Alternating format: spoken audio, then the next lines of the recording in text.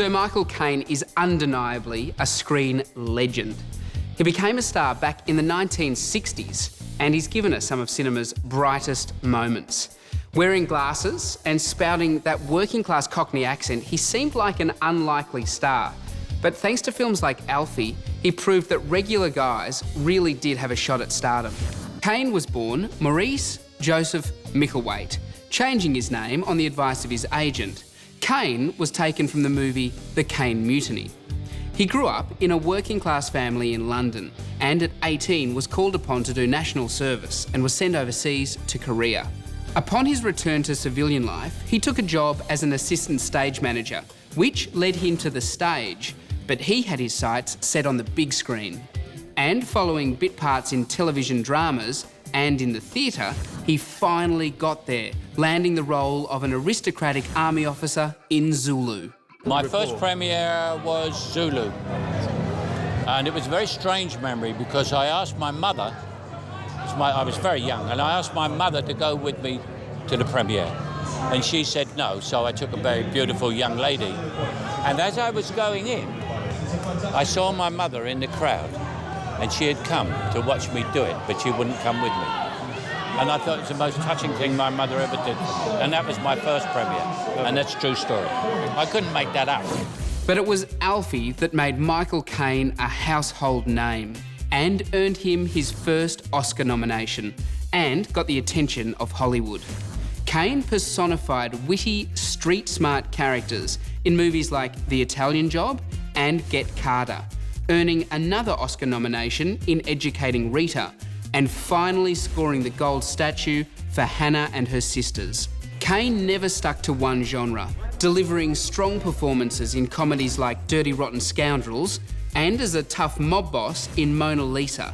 He even tackled family fare as Scrooge in The Muppet Christmas Carol. He earned his second Academy Award as a kindly doctor who runs an orphanage in The Cider House Rules. The script, I mean, the part is a wonderful part to play. Everything is there. Everything emotionally that you could think of to do as an actor is there. And it's a fully rounded character because the guy who wrote him and created him in the first place wrote the screenplay. Set in an orphanage back in the 40s, Caine played a doctor who offered assistance to young girls who found themselves in the family way. And despite the serious tone of the story, there are some light-hearted moments too. If you ask me what type of film it was, is it a comedy, a tragedy, or... It's not any of those, and it is all of those, because it's life. Life isn't a comedy, life's not a tragedy, life's not a disaster, life's not successful. Life is all of those things. The Cider House Rules also touches on the issue of child abuse, which was one Caine felt very passionate about. I have had experiences when I was young of very, very short, very, very mild physical abuse as a child, but it was nothing to speak about or write about or anything. But what it does leave with you is the helplessness of a child in the face of an adult. You can do nothing. And I have never forgotten that. And it's not that you forget it, it's just there. It's a part of your personality. And so I've always had tremendous compassion and feeling for children. At 66, Caine decided it was time to slow things down and retired, writing an autobiography and spending time with his family. But it wasn't long before he found himself back on screen in Austin Powers in Goldmember and Shiner. Shiner was set in Caine's hometown of London, and he really enjoyed getting to slip back into the old lingo. It's in my own milieu. I am from London. I'm a Londoner. There are lots and lots of Londoners on the picture. Practically everyone in the cast is a Londoner. And so it's been a very, very special picture where, I mean, the entire conversation is almost in rhyming slang all the time.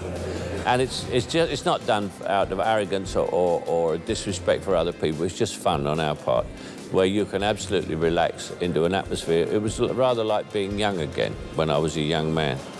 Caine has always taken his craft seriously.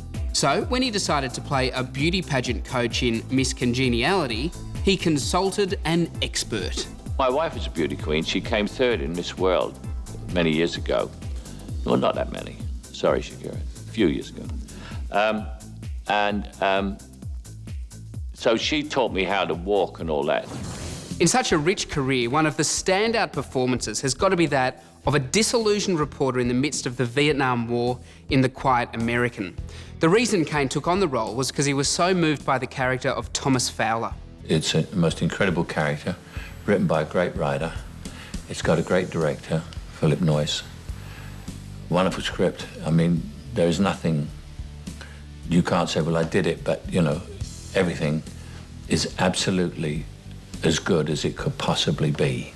Despite now being in his 70s, Caine's career was still going strong, and he was perfectly cast as Alfred in Batman Begins and The Dark Knight. Alfred is the human touch in amongst all this. He's the most human. He's also the most humorous. Alfred gets a lot of laughs, I hope.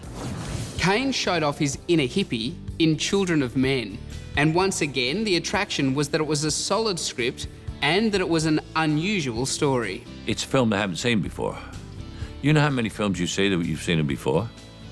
Most films you see, you've seen it before, but they're done by different people in different ways. You've never seen this film before, so it'll be unique. Is Anybody There is about a magician that finds himself in an old people's home. And when he read the script, Michael was surprised by his reaction. I'd read many scripts that made me laugh, and this one did. There's a lot of laughs in it. But I'd never read a script that made me cry, and this one did. And so I thought, if it can do this to me sitting in an office on my own, what could it do with an audience on the screen? And so that's why I did it. One of the most challenging parts of acting is giving a sincere performance, but Michael's got a reliable technique. Some of the sadder parts, as an actor, you deal in sense memory, so you're looking back on the saddest moments of your own life, you know, so that's tough to do all day. Michael Caine is respected in the industry for his integrity, only taking on those projects that mean something to him. Although sometimes that can also present a challenge. It's very difficult, because if you really feel about it, you know, and I mean, I'm not doing it for the money or anything, you want to get it absolutely right. And my own view of myself is that I'm completely non-competitive as far as other actors. All my life, it was sort of follow the dream, not the competition. I don't care about other actors. My competition is me. What I did last time, can I better it? And as far as criticism is concerned, my worst critic is me. My criticism is a nightmare of me, and so I deal entirely within myself for what I do and how it turned out. Caine proved that age is just a number in Harry Brown, when he played a vigilante who takes matters into his own hands when a gang of youths murder his best friend. I don't agree with someone who's going to be a vigilante, but what I also don't agree with a society that puts people in a position where they might become one. And I mean, that's the reason, apart from the obviously actors' reasons of a wonderful part in a great script. I did it because I thought it was a kind of wake-up call for this country, because you've got this tremendous, in every city you've got this strata of people who've been left out. They've really been left out. And I didn't know it until I shot this movie. I sort of had ordinary attitude, you know, put them in the prison, but then I went, and there are a lot of them in this movie, and I talked to them, and I obviously have a special bond with them because I come from where they do, and I sort of am them. And every single one of them I talked to said he'd missed out. Nobody taken any notice. And you just cannot take a whole strata of society and forget about them, because they'll come back at you, and that is exactly what they're doing. Caine's got an unusual idea for how to keep young boys off the street and out of trouble. I was a national serviceman for 2 years, and I served in the Korean War. I don't suggest that for anybody. I'm very anti-war. What I'm just saying is put them in the army for 6 months. You're there to learn how to defend your country. You belong to the country, and when you come out, you have a sense of belonging rather than a sense of violence. Caine's well known for his work ethic. You'll never hear about a diva moment from this actor. I'm a Stanislavski actor, and the basis of Stanislavski is that the rehearsal is the work, the performance is the relaxation. So the set is always completely and utterly relaxed. And if it isn't, I go to work on it and do it. And so everybody is very, very happy. There's no nerves, there's no fuss, there's no temperament or tempers or anything. Despite all that time in the industry, Caine acknowledges he's still honing his craft. What I've learned from other actors, is to relax. That's still the hardest thing to do on a movie set, is relax, you know?